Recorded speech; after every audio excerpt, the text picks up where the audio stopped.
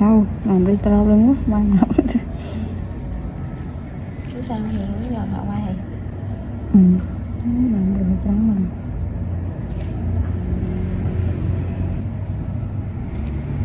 Cái khách mà tới làm muộn đó hiền kìa, thằng nói họ tranh thủ tới chứ không mình cho đừng có tới trễ quá. Tới rồi đó.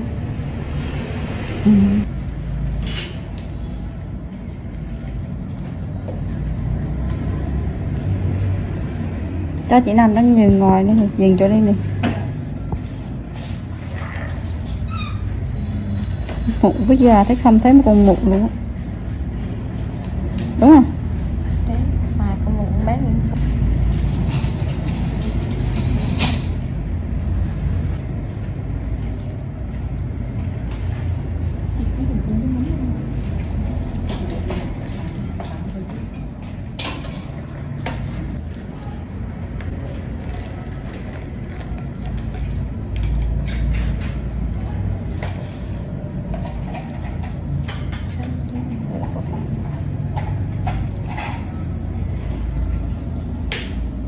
Nó bị mụn tậu nó đứt. Giống như ngọc cái màu của tao hoặc là ngọc cũng có đó.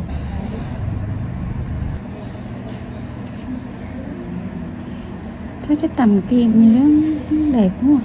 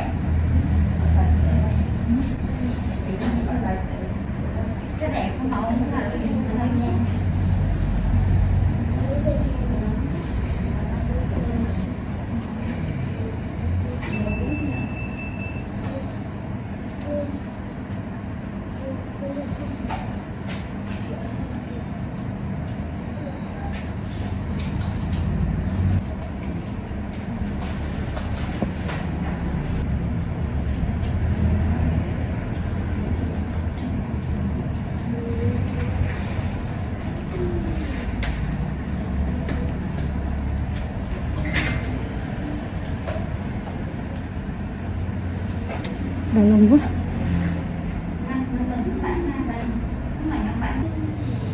Thôi mình qua cho chắc ăn đi chứ mà không thiếu. Được, nhắc cho xong nó ra. Đừng có tắt là phải nói bê chứ đủ mình nói bê. Chứ đừng có tự tắt.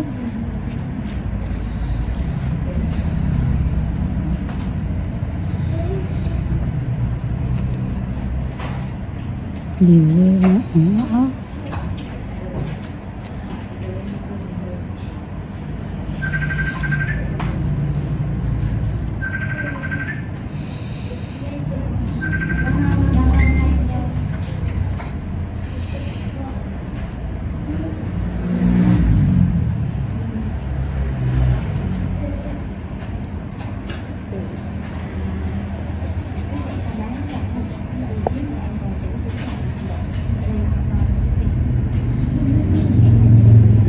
Cái áo ra cho cái áo trắng này sáng rồi hả?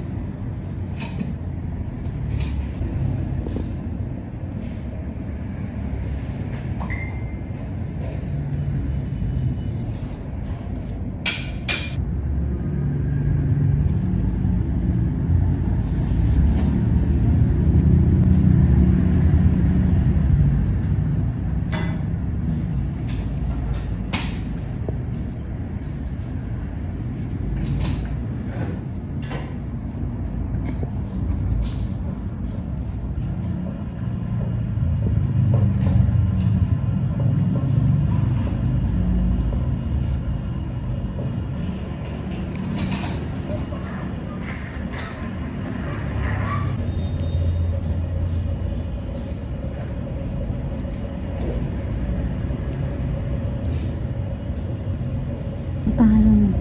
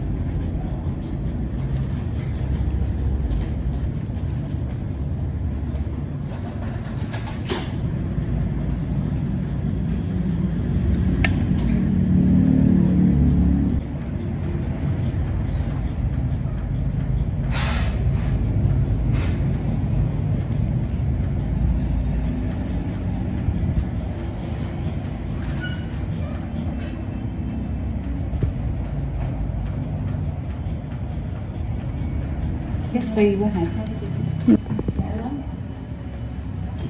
Dạ.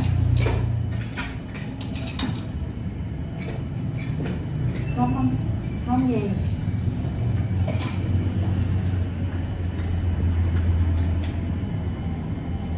Dạ. Dạ. Dạ. Thế là cô làm thì cô ăn nha. Dạ.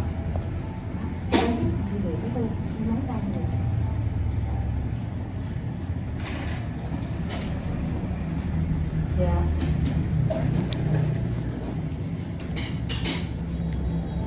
Thì ăn tôm Bình thường không ảnh hưởng. dạ.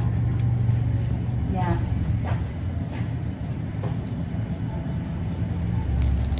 Dạ dạ. Vậy thì cô ăn mình thêm cô.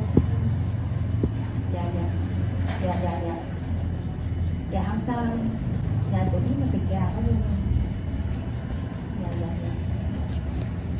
Dạ dạ. Anh muốn sửa luôn.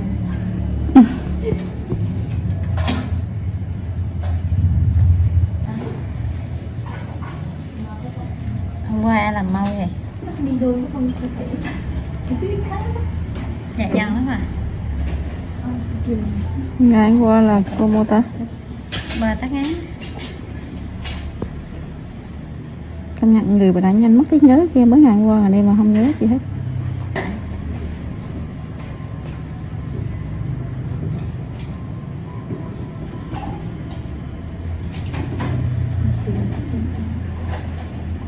Chị nó mụn cám nhiều lắm đó cái ngay.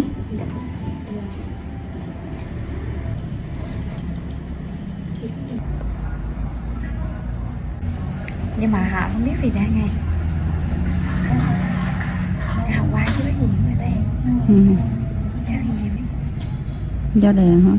Không. Nói chung là mới mấy cái đào đâu lỏng mờ là không nói được, bởi vì nghĩ chưa có kinh nghiệm á. 3 tháng 10 thì bởi không.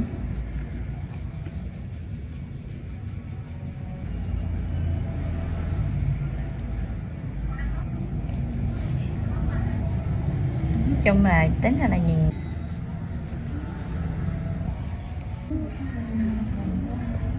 các cái kim bớt xíu.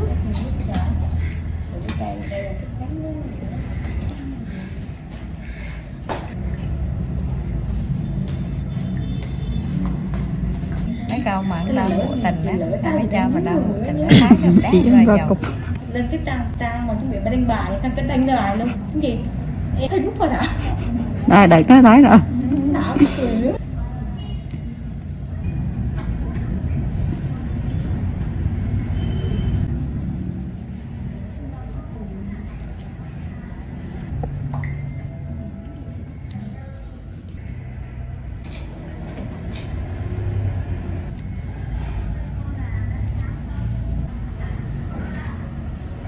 Hello, welcome to BKM Car Reviews channel.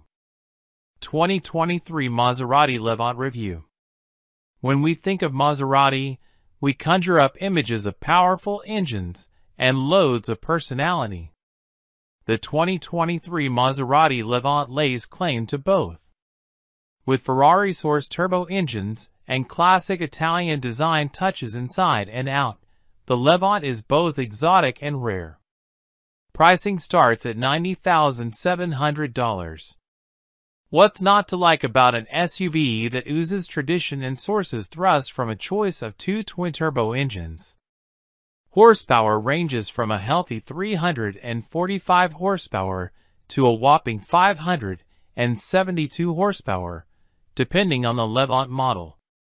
The offered leather or silk upholstery is interrupted with wood or carbon fiber accents.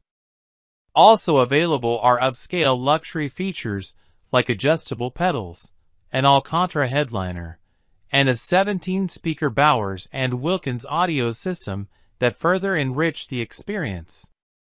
To feel good about the Levant, however, you must truly appreciate the traditional Italian experience it provides, because you will pay dearly for it. More expensive by thousands than the lion's share of its competitors, the Levant also struggles to retain its market value as the years pass.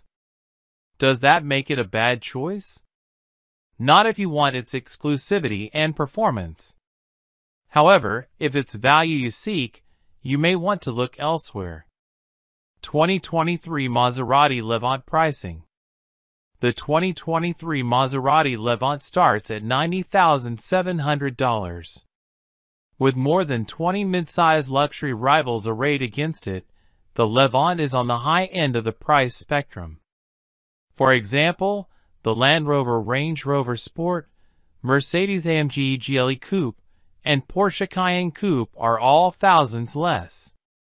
This may explain why the GT and Medina are the best-selling Levant models. Although the Maserati boosts the Medina's horsepower and beefs up its brakes, we would still stick with the GT and pocket 10 grand. Every Levant grade features the Q4 all-wheel drive AWD system. You can save some serious cash and still stay with Maserati if you pick the smaller gray Kale. It starts at $63,500. Here's the Levant lineup. 2023 Maserati Levant GT, $90,700. 2023 Maserati Levant Medina, $101,400. 2023 Maserati Levant Medina S, $127,600. 2023 Maserati Levant Trofeo, $167,000. These are the manufacturer's suggested retail prices, MSRP, and don't include the $1,495 factory delivery fee. Before buying a 2023 Maserati Levant, check the Kelley Blue Book fair purchase price to know what you should really pay. The Levant's resale value brings up the rear of the segment pack, along with the BMW X5 and Audi Q7. What's new for 2023? Maserati put the Levant through a mid-cycle makeover in 2021. Therefore, it rolls into 2023 unchanged. As of now, the Italian carmaker has remained mostly mum regarding Levant's future. However, we have heard rumors of an electric version on the drawing board for 2025 or 2026. Driving the 2023 Maserati Levant. The Maserati Levant may be part of the Stellantis family, but this is no Jeep.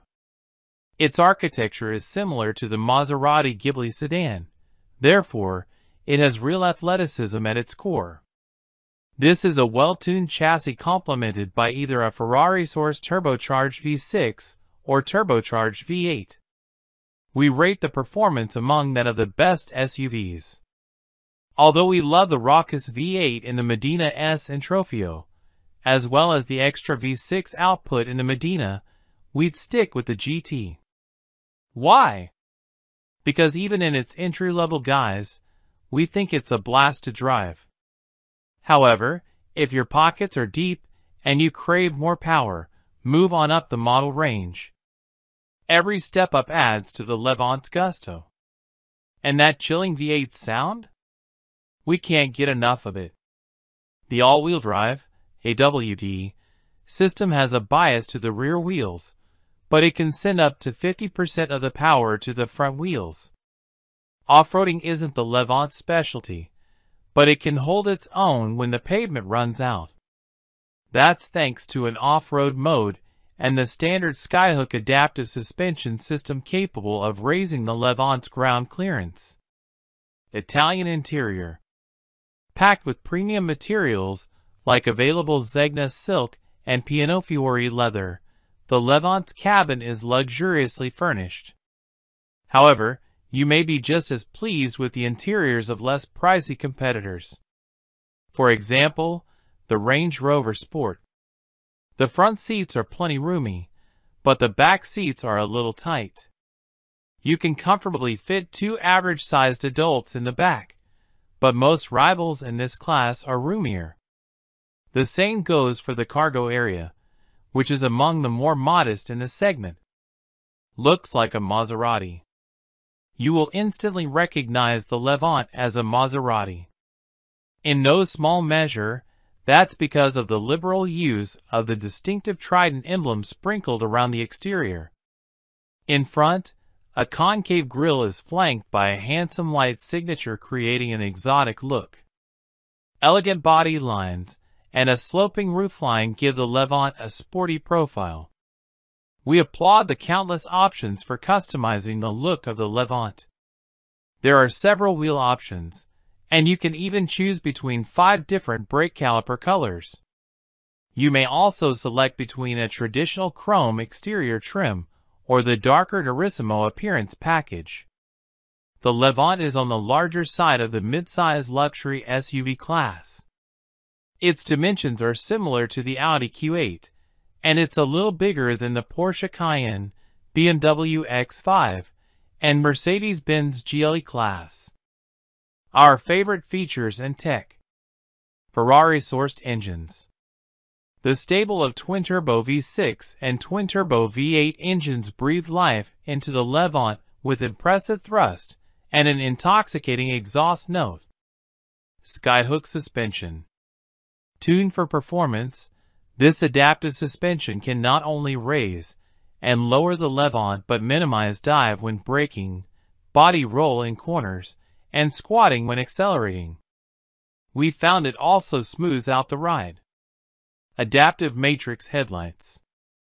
Automatically adjusting to various conditions, like high-speed driving and rain, these LED headlights also include high beam assist.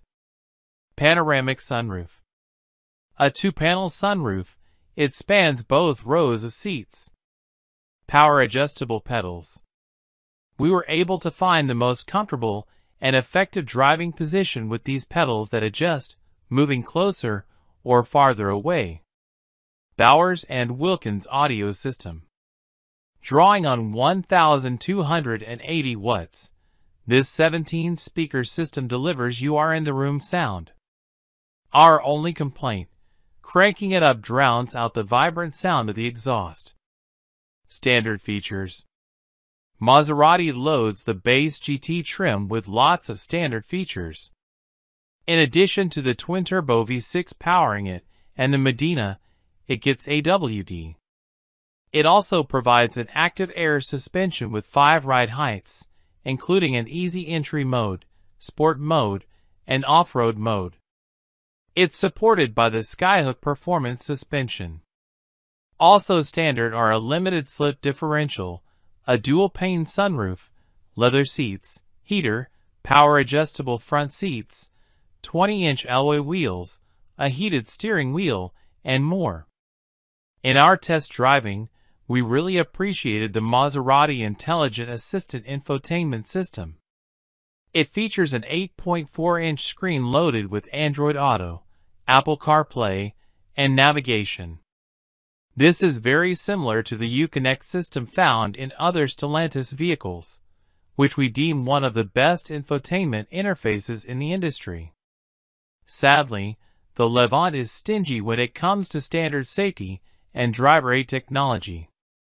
Among today's wide variety of popular safety tech, Maserati only provides the Levant with front and rear park assist, blind spot monitoring, and rear cross-traffic alert. You must step all the way up to the Medina S to find forward collision warning and adaptive cruise control on the standard list. To add some additional performance, you need only move up to the Medina grade. For example, it comes with an upgraded version of the V6, making more power and torque than the GT. Other upgrades include sportier front and rear fascias, piano black exterior trim, staggered wheels, and upgraded brakes.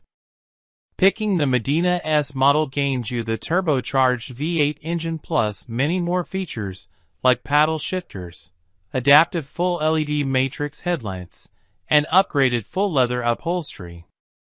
A Harman/Kardon premium audio system, full-speed adaptive cruise control, a surround view camera, automatic emergency braking, and traffic sign assist are also standard.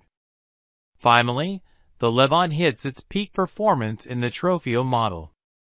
In addition to the V8 making an extra 40 horsepower compared to the Medina S, other upgrades include a Corsa drive mode and carbon fiber interior trim, Piano Fiore leather upholstery, ventilated front seats, heated rear seats, 22-inch staggered wheels, soft closed doors, and Bowers & Wilkins premium audio system are also included. Factory options. Maserati offers many of the Medina, Medina S, and Trofeo standard upgrades as options on lower trims. You may choose among many option packages and standalone options to personalize your Levant. For example, you can have Zegna silk and leather upholstery, Zegna Pelletesieta leather upholstery, various appearance packages, multiple wood and carbon fiber interior trims, for zone climate control, and much more. 2 twin-turbo engines.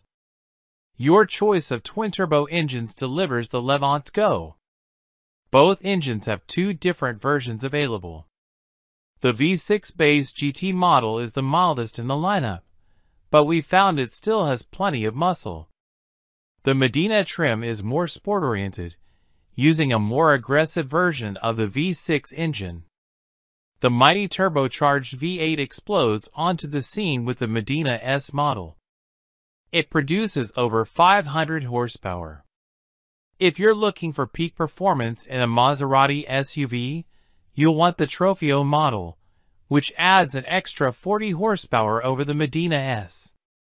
Although performance is a major strength of the Levant, the trade-off is lackluster fuel economy, even from the base V6 model. Although the Levant's mileage doesn't dazzle, it's not far off the pace of its segment. Every Levant uses an 8-speed automatic transmission and the Q4 all-wheel drive system with active torque control. 3.0-liter twin-turbocharged V6 GT, 345 horsepower at 5,750 RPM, 369 lb-ft of torque at 1,750 to 4,750 RPM. Fuel economy, 18 miles per gallon, 16 city, 22 highway. 3.0-liter twin-turbocharged V6, Medina, 424 horsepower at 5,750 RPM. 428 lb-ft of torque at 2,000 to 4,750 RPM. Fuel economy, 18 miles per gallon, 16 city, 22 highway. 3.8-liter twin-turbocharged V8, Medina S, 523 horsepower at 6,250 RPM. 538 lb-ft of torque at 2,500 to 5,000 RPM. Fuel economy, 16 miles per gallon, 13 city, 20 highway.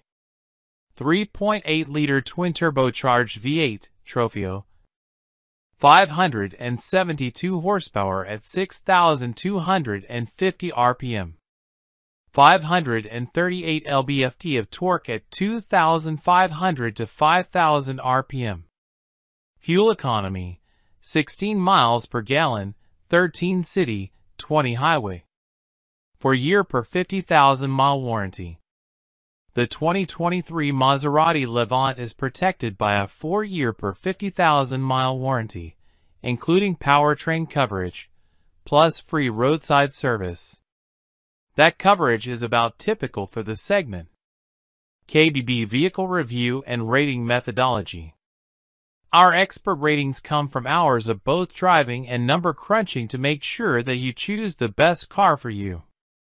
We comprehensively experience and analyze every new SUV, car, truck, or minivan for sale in the U.S. and compare it to its competitors. When all that dust settles, we have our ratings. We require new ratings every time an all-new vehicle or a new generation of an existing vehicle comes out. Additionally, we reassess those ratings when a new generation vehicle receives a mid-cycle refresh, basically sprucing up a car in the middle of its product cycle, typically around the 2 to 3 years mark, with a minor facelift, often with updates to features and technology. Rather than pulling random numbers out of the air or off some meaningless checklist, KBB's editors rank a vehicle to where it belongs in its class. Before any car earns its KBB rating, it must prove itself to be better, or worse, than the other cars it's competing against as it tries to get you to spend your money buying or leasing. Our editors drive and live with a given vehicle. We ask all the right questions about the interior, the exterior, the engine and powertrain, the ride and handling, the features, the comfort, and of course, about the price. Does it serve the purpose for which it was built? Whether that purpose is commuting efficiently to and from work in the city, keeping your family safe, making you feel like you've made it to the top, or that you're on your way, or making you feel like you've finally found just the right partner for your lifestyle. We take each vehicle we test through the mundane, parking, lane changing, backing up, cargo space and loading, as well as the essential, acceleration, braking, handling, interior quiet and comfort, build quality, materials quality, reliability. Hello, welcome to BKM Car Reviews channel. 2022 Lexus LS Overview. As the flagship of the Lexus lineup, the 2022 LS sedan sets the standard of luxury and refinement for the brand, but it disappoints in a couple of important areas. The entry-level powertrain is a smooth-running twin-turbo V6, but it lacks the punchiness of a V8. The upgrade powertrain is a hybrid setup, which is insufficiently refined for a car in this lofty category. Cabin trimmings are first class, though, and the LS offers both comfort and polish for passengers. The driver may find the LS driving demeanor a bit of a snooze, but the ride is comfortable and the interior is hushed. That key rivals such as the Audi A8, the BMW 7 Series, and the Mercedes-Benz S-Class are nailing the balance between comfort, luxury, and sport only serves to highlight the LS' weak points. What's new for 2022? Lexus's flagship sedan carries over essentially unchanged for 2022, but the base model can now be had with the optional Mark Levinson stereo system, and several of the car's standard driver assists have been enhanced. A unique Haku metal leaf door trim is now available on cars equipped with the luxury and executive packages. We'd stick with the standard twin-turbocharged V6 engine and rear-wheel drive, if only to reserve funds for optioning the LS coolest features. We'd spring for the luxury package.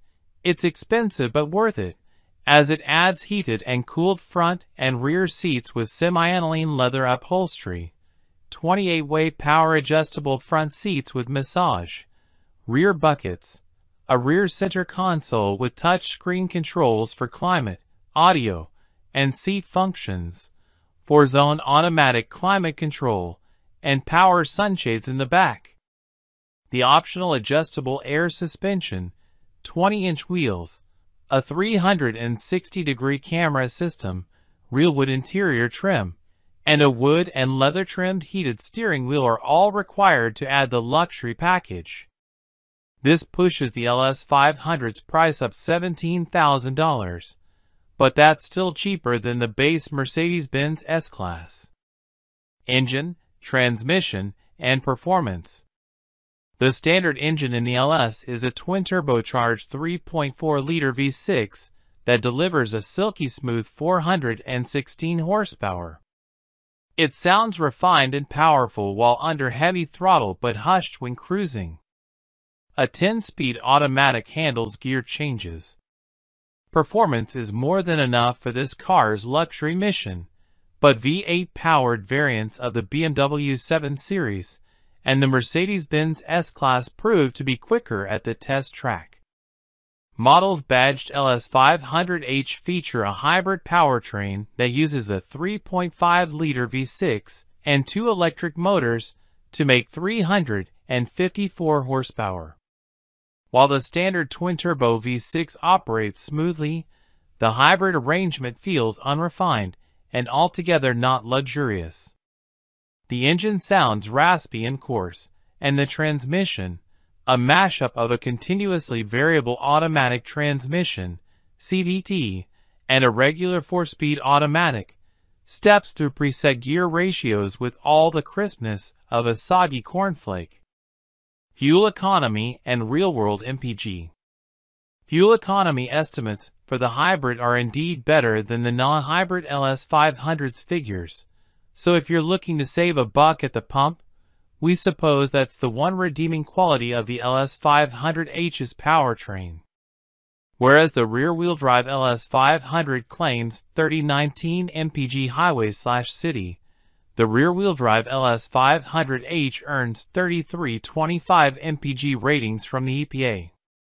In our real-world testing, an all-wheel drive LS500H managed a 30 miles per gallon result on our 200-mile highway fuel economy test. An all-wheel drive non-hybrid model managed 29 miles per gallon. For more information about the LS fuel economy, visit the EPA's website. Interior, comfort, and cargo. Flowing lines, intricately patterned fabrics, and rich leather upholstery fills the cabin of the LS. If you really want to go all out, spec the real wood trim, artful glass inserts, and cleverly pleated door panel fabric. Passenger space is generous for 4 adults. Adding a 5th person in the standard 3-across rear bench would deny passengers a true luxury experience, so we recommend selecting the optional bucket seats. The rear seat backs are fixed, so bulky cargo items may not easily fit in the LS. The trunk, however, for the LS500 and hybrid model is generously sized, each holding 6 carry-on suitcases. Both the Audi A8 and the Genesis G90 accommodated the same amount of luggage. Infotainment and connectivity. All LS models come with Amazon Alexa, Apple CarPlay capability, navigation, and a 4G LTE Wi-Fi hotspot, all controlled through a new 12.3-inch touchscreen. That means the fussy touchpad on the center console is no longer the only way to adjust vehicle settings, switch audio sources, or set a destination in the navigation menu. The system also recognizes some voice commands. That said, is it too much to ask for physical buttons for things like seat heating? Lexus apparently thinks so. In order to activate this feature, users must turn to the screen. Safety and driver assistance features. As with most other Lexus models, the LS comes standard with the Lexus Safety System Plus 2.5 suite of driver assistance features. A more advanced semi-autonomous driving mode feature is an option. For more information about the LS crash test results, visit the National Highway Traffic Safety Administration, NHTSA, and Insurance Institute for Highway Safety, IHS, websites. Key safety features include standard automated emergency braking with pedestrian detection, standard lane departure warning with lane keeping assist. Standard adaptive cruise control with lane centering assist. Warranty and maintenance coverage. Lexus offers longer powertrain coverage than BMW or Mercedes, but doesn't match up to Genesis's plan of 100,000-mile coverage. At least the first maintenance visit is provided free of charge. Limited warranty covers 4 years or 50,000 miles. Powertrain warranty covers 6 years or 70,000 miles. Complimentary maintenance is covered for 1 year or 10,000 miles. Hello, welcome to BKM Car Reviews channel. Mini Clubman Review 2022. Overall verdict on the Mini Clubman. There are plenty of cars on the market that are dependable and capable, but without much in the way of character, so the Mini Clubman is a welcome change. Mini Clubman Review 2022 Front Left Exterior. The Mini Clubman might not be to all tastes. The retro styling is potentially polarizing, but it's definitely distinctive. It's good to drive, but also practical and efficient. We'll explain all in our Mini Clubman review. The Mini Clubman is still quite clearly a Mini. Parent company BMW would not be foolish enough to mess around with the retrofied looks that are a massive part of its appeal. However, it would not be unfair to say that it looks like a stretched version of the Mini hatchback. It can't match the visual charm of the regular Mini then, but it's still an interesting looking thing. Whether they are practical or not is another matter, but the vertical opening rear doors that hinge from the sides of the car are eye-catching touch and a nod to the original Mini Clubman of the 1960s. Inside, the Mini Clubman has plenty of familiar touches too, such as the circular speedometer and infotainment display, toggle switches, and chunky detailing. It's also built to a high standard in here, as you'd hope, given the premium price, but there is a feel-good factor that comes from the mix of interesting design and quality feel. In terms of physical space, the Mini Clubman's interior is quite impressive. There's enough room for adults in both rows, while the boot is competitive with other family cars, if not other estates. The driving experience is very much in keeping with the Mini brand. The Mini Clubman is a pleasurable car to drive. It has comfortable suspension, as long as you stick to sensible wheel options, and is fun through the corners too. Refinement is also impressive, and the Mini Clubman can cruise as comfortably as it can scoot along a country road. There's a broad engine range too, up to and including the very powerful JZW Performance model, but the more sensible options offer a good mix of refinement, performance, and economy. If you like the way Minis look, then the Clubman could be the perfect solution to your need for more space. It's a nice car to drive and to live with, and although it is ultimately not quite as practical as the best cars in the class, it also offers something many of them don't, namely a strong style statement and a big personality. There's no need for the flying wing badge inside the Mini. Sit in the driver's seat, and you will instantly know where you are. It's one of the most stylized interiors in the market. Whether it's stylish or not is a matter of personal opinion, and makes a pleasant change from the fine but dull cabins you tend to find in Mini rivals. Mini Clubman Review 2022 Front Interior. It's not all style over substance either, as the Mini Clubman's dashboard is quite sensibly laid out. The big central speedometer is mirrored in the circular central infotainment screen, and the rotary controller down low by the gear lever is easy to use, with a backup of steering wheel controls and voice control for many functions. The toggle switches are an attractive design feature too, although they are placed quite low down on the dashboard, which can make them hard to find when on the move. All occupants should find it easy to get comfortable. The driver's seat has height adjustment as standard, and a handy feature is that the instrument display moves in tandem with the steering column, so you'll have a clear view regardless of your driving position. The seats themselves are comfortable, although many persist in using a lever to adjust the seat back rather than a rotary knob which allows finer adjustment. One slightly negative aspect of the Mini Clubman's bold design is that the windows are relatively narrow, so visibility is not as good as you might expect from a car of this size, and the rear doors leave a pillar in the center of field of view. Handling and ride quality. What is the Mini Clubman like to drive? From the very beginning of the reborn version, the Mini has had a reputation for being good to drive.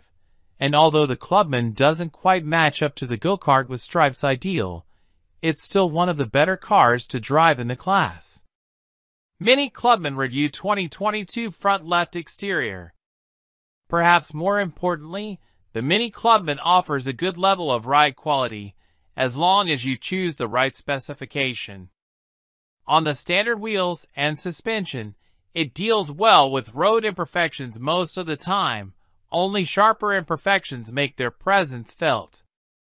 If you choose the sport trim with the Mini Clubman, you get stiffer suspension, but can be deselect, and larger wheels which trade comfort for sharper handling, more grip in corners, and sportier looks. There is also the option of 700 pounds adaptive suspension, which let you choose between a comfy ride or neater handling. Unlike a lot of modern cars, the Mini Clubman steering is quite weighty. It gives the driver confidence, and the fact that it is not over-assisted helps you judge how much grip the car has in bends. Even the basic classic model with the smallest wheels is happy to scoot around country roads at speed. MPG and fuel costs.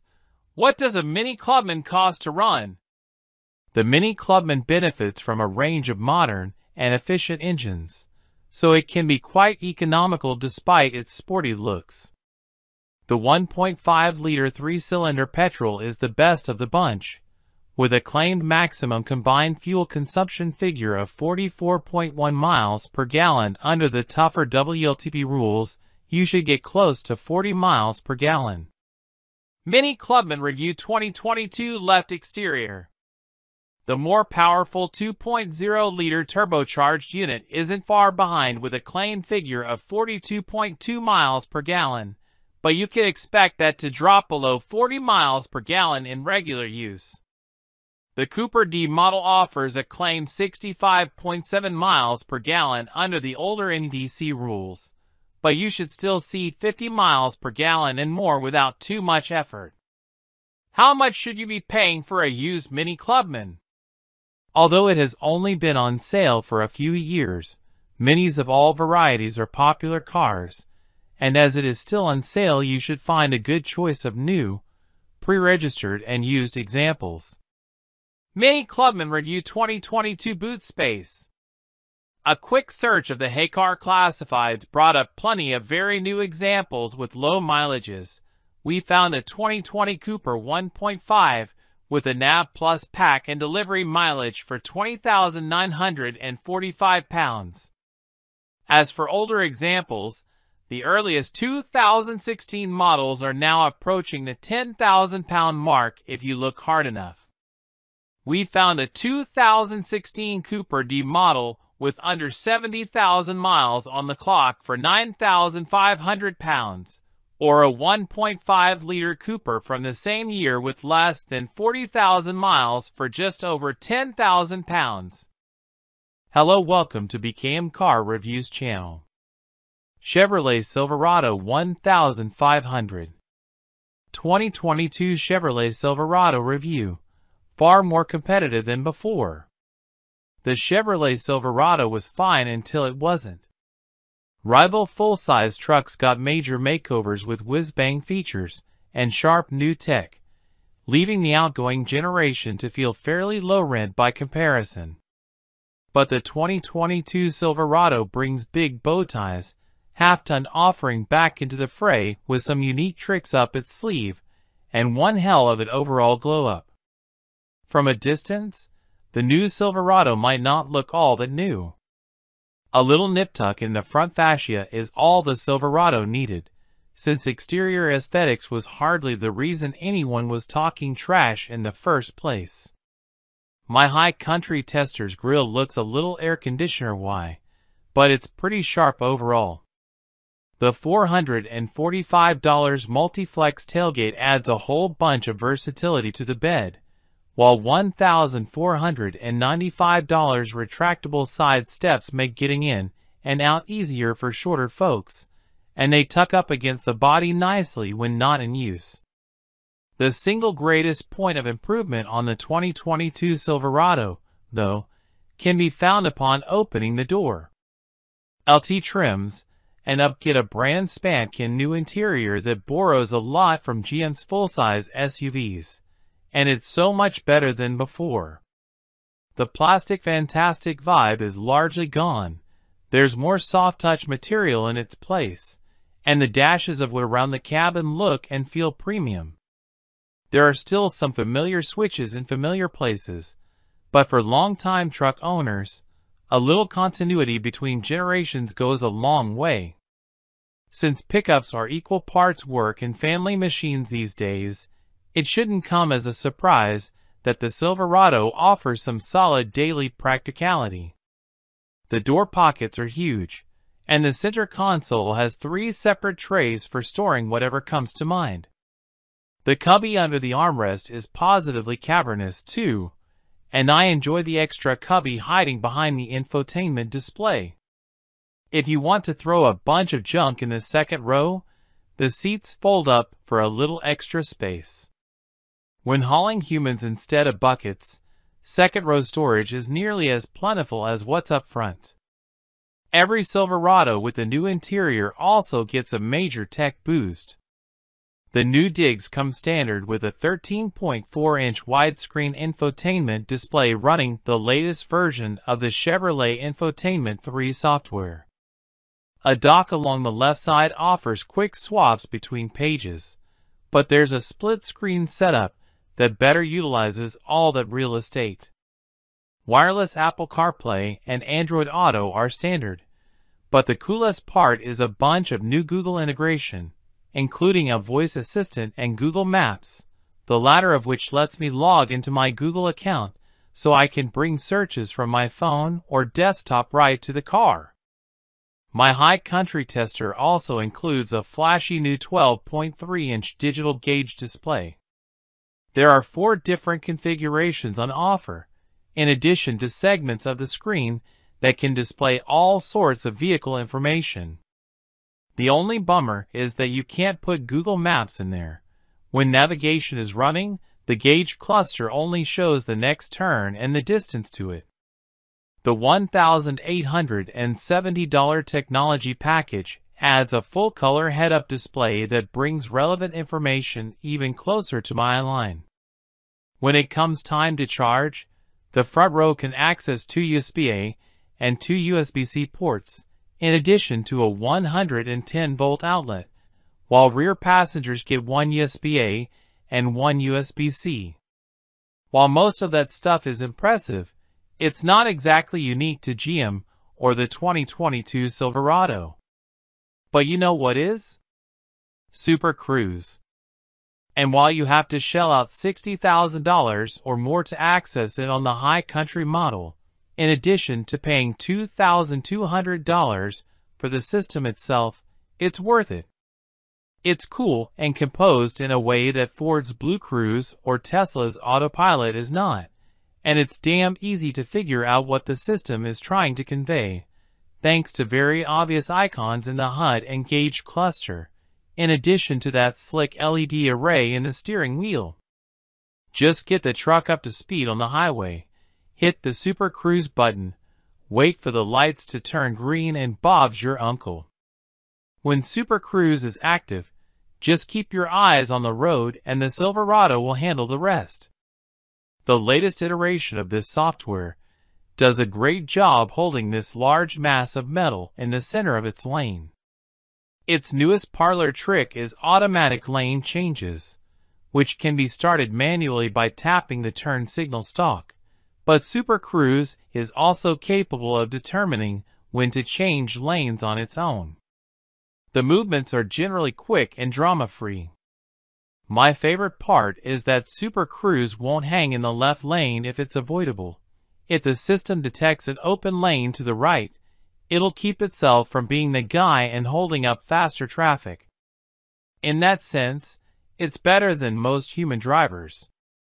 Even if you don't opt for Super Cruise, the 2022 Silverado is still pretty well loaded with safety systems. All trims get automatic emergency braking, blind spot monitoring, lane departure warning, and lane keeping assist. The aforementioned technology package adds adaptive cruise control, and while parking sensors are also part of the equation, they arrived disabled on my tester because of supply chain issues, although the Windows sticker includes a $50 credit for a later retrofit when parts are available. Otherwise, the 2022 Chevy Silverado is a regular old pickup truck. Buyers can opt for a diesel inline-6, a turbocharged inline-4 or two different V8s, and my tester comes toting the top-tier 6.2-liter V8, which makes a sufficiently potent 420 horsepower and 460 pound-feet of torque. It's not exactly thrifty, coming in at an EP-estimated 15 miles per gallon city and 20 miles per gallon highway, numbers I find easy to meet but not the easiest to beat. Nevertheless, all that permits a max tow rating of 13,300 pounds, ahead of the Ram 1500, but just below the Ford F-150. The 10-speed automatic transmission is a smooth shifter up and down, but overeager low-speed throttle sensitivity makes smooth starts more difficult than I'd like. The Silverado's ride quality is predictably truckish, shuffling around like a big bowl of Jell-O on curvy forest backroads. My tester's $900 adaptive suspension does a good job eating up most road inconsistencies, leading to a ride that's generally chill, even with an unladen bed. There's a sport mode baked into the Silverado, but I have no idea why anyone would activate it. It just makes everything feel jumpy. The 2022 Chevy Silverado is not a cheap proposition. Regular cab models start at $36,395, but that limits you to the work truck trim that lacks the new interior. Crew cab variants start at $42,095 for the WT with rear-wheel drive. Stepping into that new interior requires about $50,000 at the minimum, with my fancy high country tester starting at $60,300. My tester's options list includes $2,495 for the 6.2-liter V8, $2,425 for a moonroof and fancier wheels, and all the upgrades I mentioned earlier. All in, the Windows sticker rises to a staggering $72,870. There's also the matter of electrification. The Silverado EV still only exists as a $100,000 kit-out moonshot, while the Ford F-150 Lightning is reaching customers as we speak, and it can be had for as little as $53,000 in its XLT trim with a standard range battery. The F-150 also comes in a gas-electric hybrid variant, and while the Ram 1500 only offers mild hybrid electrification, at least it's something. But if you're not quite ready to bring batteries into the equation, the 2022 Chevy Silverado is quite the compelling package, with the right amount of killer tech and an interior that's so much better than anything that came before. Hello, welcome to BKM Car Reviews channel. 2022 Volkswagen Atlas.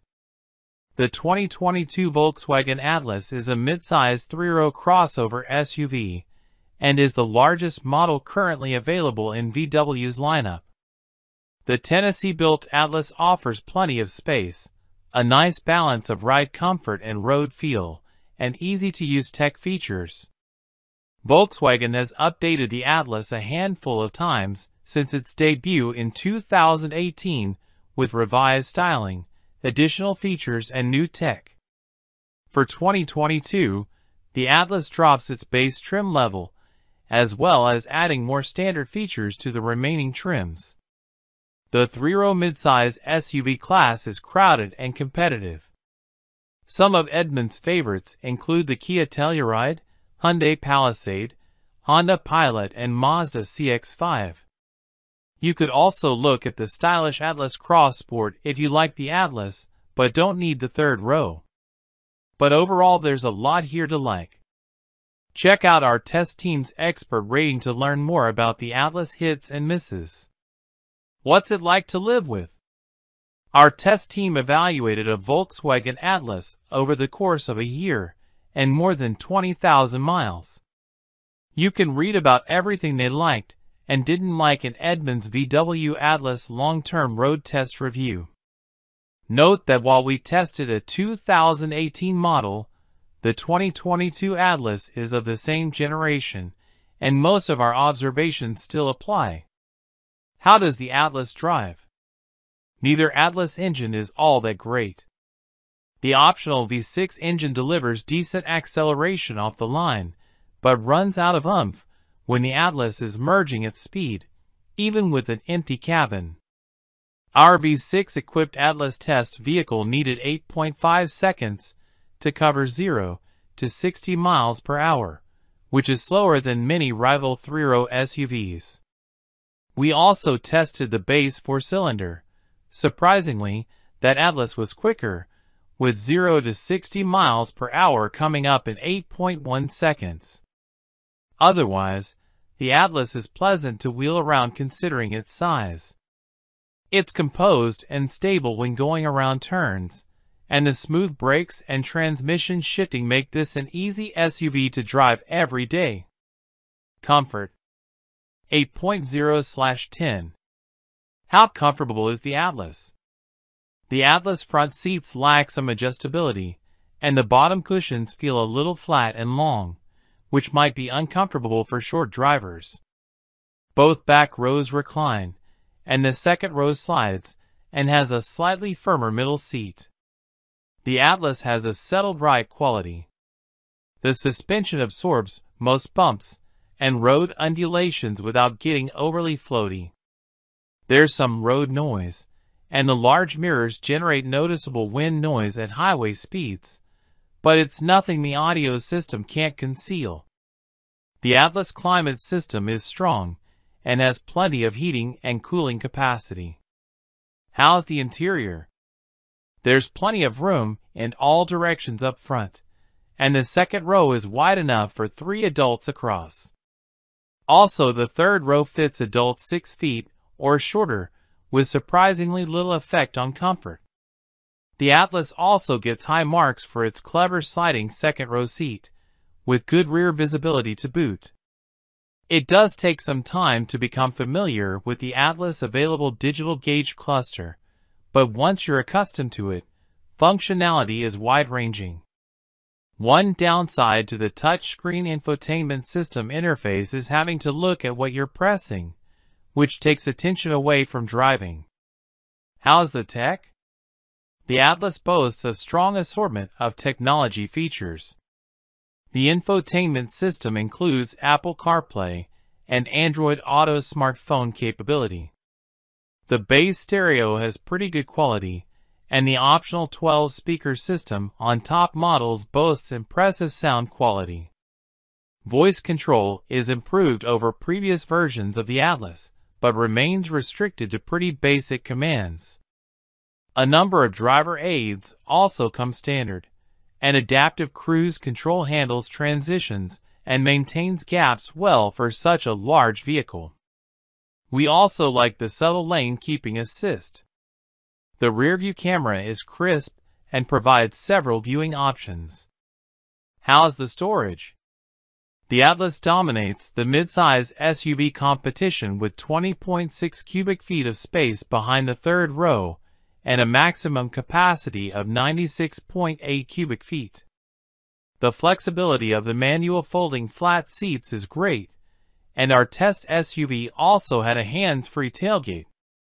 The Atlas offers a good amount of storage space for small items, but there are no obvious storage cubbies for items such as sunglasses or section compartments in the center armrest bin.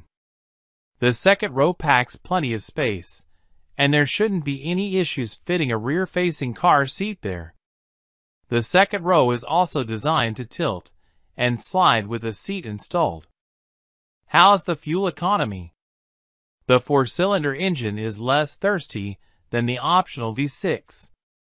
The EPA estimate is 22 miles per gallon combined, 20 city/24 highway with all-wheel drive. On our 115-mile evaluation route, our AWD-equipped test Atlas averaged 23.5 miles per gallon, indicating the rating is accurate. But that still trails some 3-row V6-equipped rivals such as the Honda Pilot and Toyota Highlander. Is the Atlas a good value? The Atlas comes in a little pricier than most of its competition at its top trim levels. It balances that by offering plenty of safety and technology features that are effective and easy to use. What doesn't feel worth the price is the lack of horsepower, plus an abundance of hard plastic in the second and third rows. That could be okay though, if there's a high likelihood of kids sitting in back. Volkswagen once offered great warranty coverage, but has fallen behind recently. Kia and Hyundai offer the best basic warranties by far, and many other crossovers beat the Atlas in powertrain coverage. The Atlas isn't as fun to drive as a Mazda CX-9 or Honda Pilot, but buyers who don't need sporty abilities will find the Atlas pleasant enough. Our editors have mixed opinions about the Atlas styling. Some think it looks handsome, especially with the available R-Line enhancements, while others say it doesn't do enough to resemble other models in the VW lineup. Which Atlas does Edmunds recommend? Go with the SE with technology trim for the best value. Although it doesn't come with all of the Atlas available advanced driving aids, it otherwise is well equipped for a 3-row family hauler. It's also the least expensive way to get the optional V6 engine, which is more satisfying than the base 4-cylinder. Volkswagen Atlas models. The 2022 Volkswagen Atlas is available in 6 trim levels: SE, SE with technology, SEL, SEL R-Line, SEL R-Line Black and SEL Premium R-Line. The SE, SE with technology and SEL trims come standard with a turbocharged 2.0-liter 4-cylinder engine, 235 horsepower, 258 lb-ft. A 3.6-liter V6 engine, 276 horsepower, 266 lb-ft. Engine is available on the SE with technology and all the SEL permutations. Feature highlights include: Hello, welcome to BKM Car Reviews channel. 2022 Hyundai Sonata Consumer Reviews. Trending topics and reviews. When it comes to a daily driver, I have several parameters. I won't spend over 40G. I won't lease. And at 6 feet 2 with nerve-damaged legs from my battle with cancer, legroom and seat comfort are paramount. Comfort is also an extremely subjective category. What works for you might not work for me, and vice versa. Accord Sport/Touring seats don't work for me. Camry and TRD trim is too fast and furious for me. Altima has a CVT Trans and horribly uncomfortable driver's seat for me. I was considering a K5 GT, but none to be found locally. Figured I'd drive a Sonata in line to get a feel for the package and scratch it off my list. I was not a huge fan of the 2020 exterior redesign, although it slowly grew on me. And it does look better in inline trim. I had a few cars on my list to spend a few days looking at and driving. The inline was the closest, so I started there. Sat in it for a bit, and the driver's seat worked for me. Salesman threw a tag on it and told me to go have fun. Within a mile I was impressed. 20 minutes later when I returned, I told the salesman to make me an offer I couldn't refuse. I drive it home 90 minutes later. The ride is firm, but not harsh. It's definitely quieter than the previous generation Sonata. Handles great. Faster than a Hyundai should be allowed to be. The dual-clutch transmission is fantastic. I've owned 24 or so cars over the years, several German. I've never been approached about any of them the way I've been with this car. 7 weeks with it as I write this, and I've been approached by strangers nearly 24 times. Some knowing what the N-Line is. Some asking if it's a Genesis or an Audi. Some genuinely not knowing what it could be. Gripes? Wish it had memory settings for the driver's seat. Wish it had ventilated seats, although so far I really don't miss them. The light sensor for the auto headlights is beyond sensitive. I can barely clear going under an average overpass at highway speeds without the lights coming on in barely 2 seconds. Honestly, that's it. I don't regret my decision, and I look forward to driving it every day. Update April 23, 2022. Just over 20,000 miles in. Thermostat was replaced back in January. It was stuck open, so wasn't really getting much heat. Other than that, routine oil changes, engine and cabin air filters, and replaced the tires only due to personal preference. I wasn't a fan of the Pirellis. A couple of 500-mile days with road trips. Still get asked what kind of car it is frequently. Fit and finish still like new. Was this review helpful? I researched my cars for a year or so before buying, and was particularly interested in the Sonata N-Line and the Kia K5 GT, both built on the same platform and mechanically identical. The Kia GT has a lower MSRP, but all the cars I found for sale came with a $4,000 GT1 package, which jumps the MSRP up over $35,000 compared to $33,000 for the Sonata N-Line that includes all the GT1 features in the MSRP. Those 12 Bose speakers are very nice. The question, is this a family sedan or a muscle car? My answer is that it's family sedan with teeth. The first impression of the car, riding high on the 19-inch tires, is that it's big.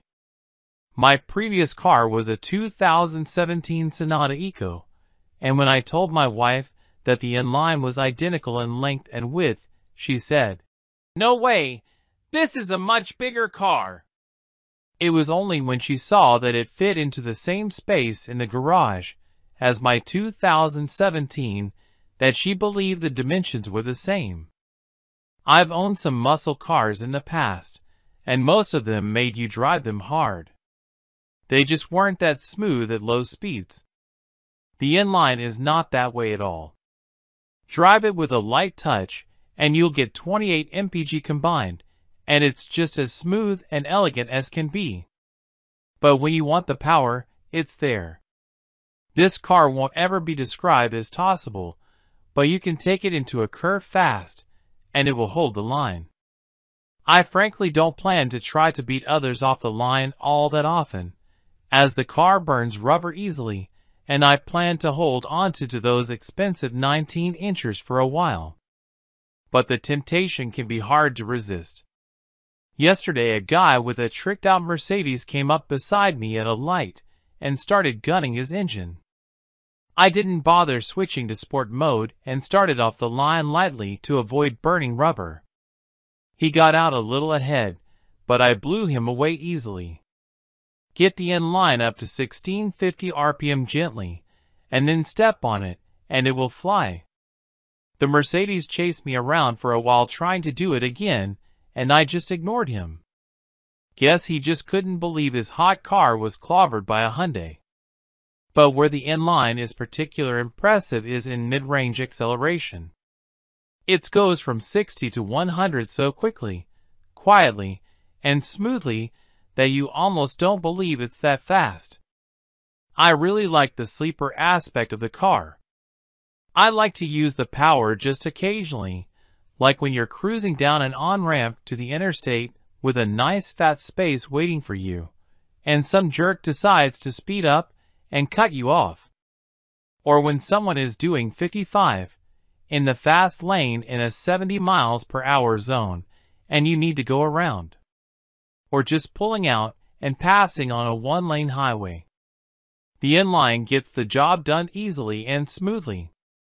Look at the cars with equivalent horsepower, DCT, brakes, suspension, safety features, and amenities, and you'll find most of them run $20 to $30,000 more. If you need baby butt leather and wood paneling, you'll have to buy the more expensive car. The inline, despite nice seats and red stitching, looks like a Hyundai inside. But the exterior is beautiful, and the features are awesome. It's the right car for someone like me who wants the power and comfort but doesn't believe in paying $20,000 for the hood ornament. Hello, welcome to TB Car Reviews channel. 2022 Hyundai Sonata Consumer Reviews. Trending topics and reviews. When it comes to a daily driver, I have several parameters. I won't spend over $40,000. I won't lease. And at 6 feet 2 with nerve-damaged legs from my battle with cancer, legroom and seat comfort are paramount. Comfort is also an extremely subjective category. What works for you might not work for me, and vice versa. Accord Sport/Touring seats don't work for me. Camry and TRD trim is too fast and furious for me. Altima has a CVT Trans and horribly uncomfortable driver's seat for me. I was considering a K5 GT, but none to be found locally. Figured I'd drive a Sonata in line to get a feel for the package and scratch it off my list. I was not a huge fan of the 2020 exterior redesign, although it slowly grew on me. And it does look better in inline trim. I had a few cars on my list to spend a few days looking at and driving. The inline was the closest, so I started there. Sat in it for a bit, and the driver's seat worked for me. Salesman threw a tag on it and told me to go have fun. Within a mile I was impressed. 20 minutes later when I returned, I told the salesman to make me an offer I couldn't refuse. I drive it home 90 minutes later. The ride is firm, but not harsh.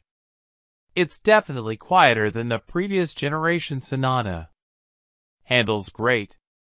Faster than a Hyundai should be allowed to be. The dual-clutch transmission is fantastic. I've owned 24 or so cars over the years, several German. I've never been approached about any of them the way I've been with this car. 7 weeks with it as I write this, and I've been approached by strangers nearly 24 times.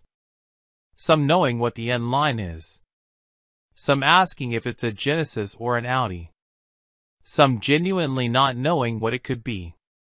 Gripes? Wish it had memory settings for the driver's seat. Wish it had ventilated seats, although so far I really don't miss them. The light sensor for the auto headlights is beyond sensitive. I can barely clear going under an average overpass at highway speeds without the lights coming on in barely 2 seconds. Honestly, that's it. I don't regret my decision, and I look forward to driving it every day.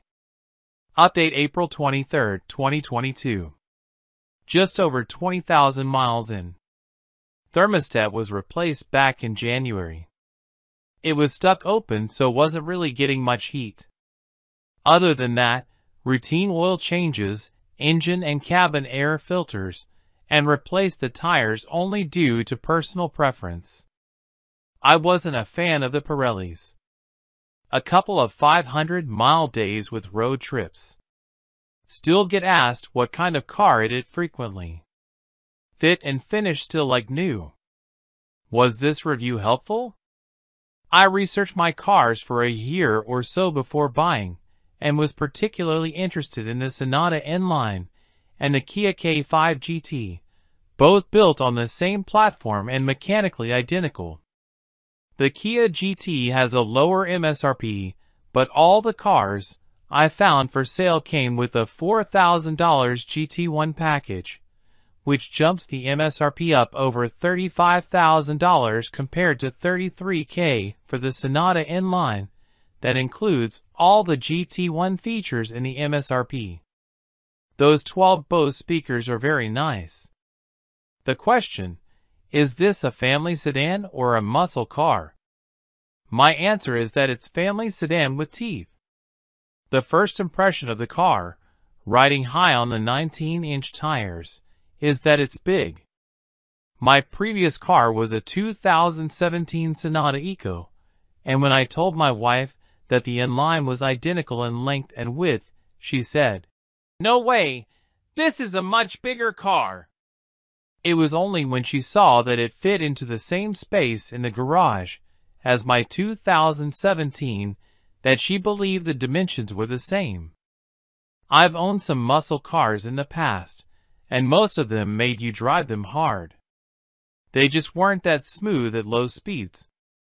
The N-Line is not that way at all. Drive it with a light touch, and you'll get 28 mpg combined, and it's just as smooth and elegant as can be. But when you want the power, it's there. This car won't ever be described as tossable, but you can take it into a curve fast, and it will hold the line. I frankly don't plan to try to beat others off the line all that often, as the car burns rubber easily, and I plan to hold onto those expensive 19-inchers for a while. But the temptation can be hard to resist. Yesterday a guy with a tricked-out Mercedes came up beside me at a light and started gunning his engine. I didn't bother switching to sport mode and started off the line lightly to avoid burning rubber. He got out a little ahead, but I blew him away easily. Get the N-Line up to 1650 RPM gently, and then step on it, and it will fly. The Mercedes chased me around for a while trying to do it again, and I just ignored him. Guess he just couldn't believe his hot car was clobbered by a Hyundai. But where the N-Line is particularly impressive is in mid-range acceleration. It goes from 60 to 100 so quickly, quietly, and smoothly that you almost don't believe it's that fast. I really like the sleeper aspect of the car. I like to use the power just occasionally, like when you're cruising down an on-ramp to the interstate with a nice fat space waiting for you, and some jerk decides to speed up and cut you off. Or when someone is doing 55 in the fast lane in a 70 miles per hour zone and you need to go around. Or just pulling out and passing on a one-lane highway. The N-Line gets the job done easily and smoothly. Look at the cars with equivalent horsepower, DCT, brakes, suspension, safety features, and amenities, and you'll find most of them run $20 to $30,000 more. If you need baby butt leather and wood paneling, you'll have to buy the more expensive car. The N-Line, despite nice seats and red stitching, looks like a Hyundai inside. But the exterior is beautiful, and the features are awesome. It's the right car for someone like me who wants the power and comfort but doesn't believe in paying $20,000 for the hood ornament.